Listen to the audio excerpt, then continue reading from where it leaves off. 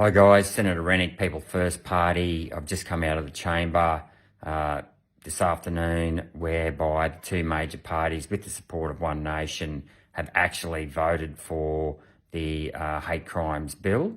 This is a restriction on freedom of speech. This is the third sitting week in a row whereby the government and the opposition have sought to shut down the exchange of speech in this country. It is an absolute disgrace. There are already laws against violence, inciting violence in this country at the state level. It is the responsibility of state governments through their policing to deal with acts of violence. The idea that this particular bill was going to crack down on violence against particular groups is an absolute insult insofar as what group deserves greater protection than other groups. All Australians should be protected against violence, regardless of their background.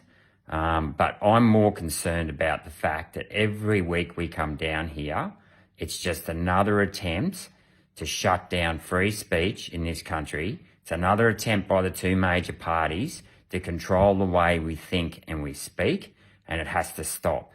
Now, while I didn't expect the two major parties to relent on this law, I should add too, sorry, I forgot to mention this, that debate on this particular bill was gagged, as was the committee stage. Now, the committee stage is where you get to speak and ask questions about how these laws will apply.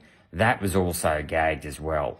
Now, on top of that, there are a number of amendments that were moved. One was a sunset clause against the mandatory sentencing. So that's the other thing. There's mandatory sentencing here. Even the judge isn't able to apply their discretion. And that will be needed in cases whereby people are using this law to shut down any opposition to their views. So the motions that were moved to shut down or stop mandatory sentencing, they were voted against, as was another motion that said this bill should not apply to people under 14. So that's right. So children under 14 can be locked up for hate crime speech in this country. That is an absolute disgrace. And I'm going to call out One Nation here because Malcolm Roberts actually voted against that amendment so that children under 14 can't be locked up with crimes of hate. And One Nation abstained from by voting against this. They actually abstained on the final bill itself. I don't know where Pauline was. I haven't seen her in the chamber all day.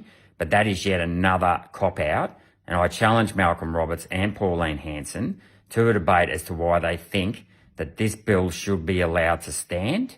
I thought that One Nation wanted to eliminate bureaucracy, and yet we're going to bring in federal laws. There's already state laws to stop this sort of behaviour, to stop violence. The policing is a function or responsibility of state governments. It's not a function of the federal government to carry on like this.